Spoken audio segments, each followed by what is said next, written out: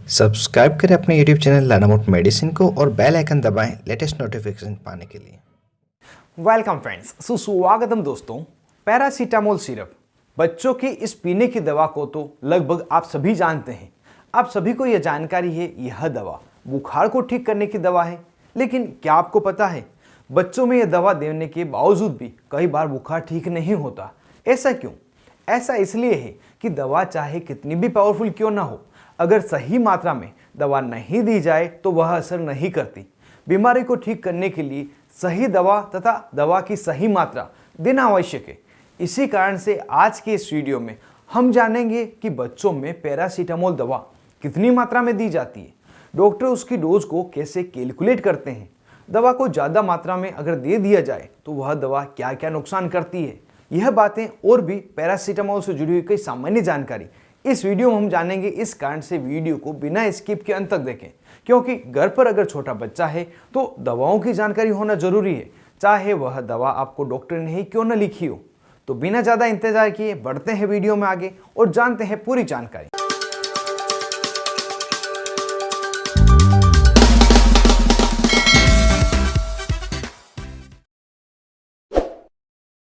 Hello friends, नमस्ते दोस्तों। Video में सबसे पहले जान लेते हैं यह पैरासीटामोल दवा मेडिकल स्टोर पर क्या क्या नाम से मिलती है। तो सबसे पॉपुलर ब्रांड नेम जैसे कि Calpol syrup, Dolo syrup, Paracip syrup, Crocin syrup आदि, इन सभी दवाओं में पैरासीटामोल ही होता है। इसमें से किसी को भी आप ले सकते हैं, पर यहाँ पर एक बात का कन्फ्यूज़न हो जाता है कि इन दवाओं के आगे 120 मिलीग्राम, 220 मिलीग्राम तथा डीएस यह क्या है, इसके लिखने का क्या कारण है। यह सभी इन दवाओं की अलग अलग दो स्ट्रेंथ है, जैसे कालपोल 120 मिलीग्राम की syrup, Calpol 250 syrup, Dolo 120 syrup, Dolo 250 syrup, जिसमें पैरासीटामोल 120 मिलीग्राम प्रति 5 ml तथा पैरासीटामोल 250 मिलीग्राम प्रति 5 ml में होता है, जो डोज कैलकुलेशन के लिए बहुत ज़्यादा आवश्यक है। पैरासीटामोल NSAID क्लास की एंटीपायरेटिक, एनाल्जेसिक तथा माइल्ड एंटी इन्फ्लामेटरी दवा है। मतलब यह दर्द, बुखार तथा कई बार सूजन को ठीक करने के लिए भी प्रयोग लाई जाती है। इसी कारण से आपने देखा होगा कि छोटे बच्चे को अगर किसी प्रकार की चोट लग जाती है तब डॉक्टर सिर्फ पैरासीटामोल दवा ही लिखते हैं। अगर इसके प्रयोग को विस्तार से जानें तो पैरासीटामोल का प्रयोग मुख्य रूप से बुखार को ठीक करने के लिए लिया जाता है।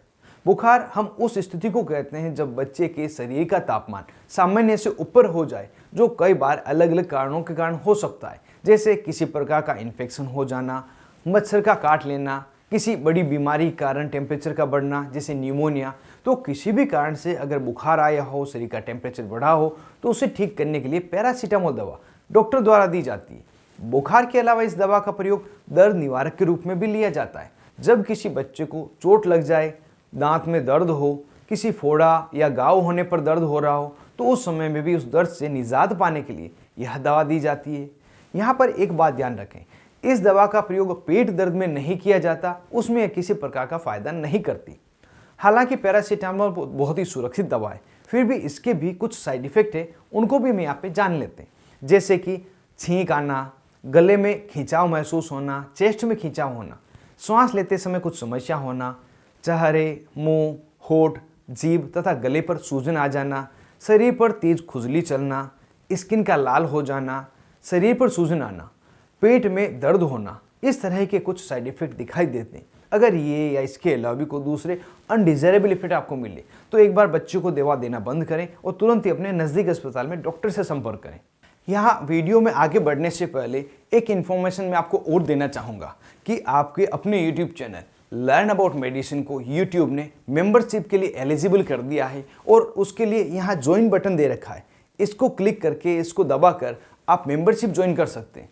मेंबरशिप ज्वाइन करने पर आपको प्रत्येक हफ्ते 3 से 4 स्पेशल वीडियो मिलेंगे जो सामान्य सब्सक्राइबर को नहीं मिलते, और आपको अलग अलग तरह की नई दवाओं के बारे में अपडेट मिलेगा। तो अगर आप मेंबरशिप लेना चाहते हैं तो इस ज्वाइन बटन को दबाएं और मेंबरशिप लें। अब जान लेते हैं यह दवा कितनी मात्रा में तथा कितने दिनों तक दी जाती है और बच्चे में कितनी मात्रा देनी है, यह डॉक्टर कैसे कैलकुलेट करते हैं। बच्चों में यह दवा कितनी मात्रा में दी जाएगी, इसके लिए मुख्य रूप से बच्चे के वजन के अनुसार ही कैलकुलेशन की जाती है।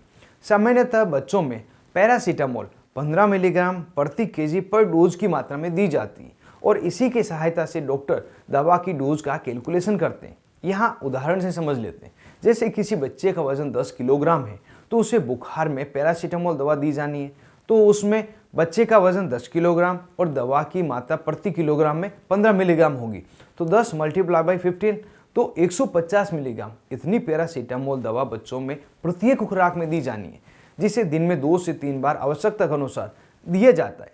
यहाँ एक समस्या और आ सकती है कि पैरासीटामोल कितने मिलीग्राम देनी, यह तो समझ आ गया, लेकिन कितने ml दी जानी है यह समझ नहीं आया।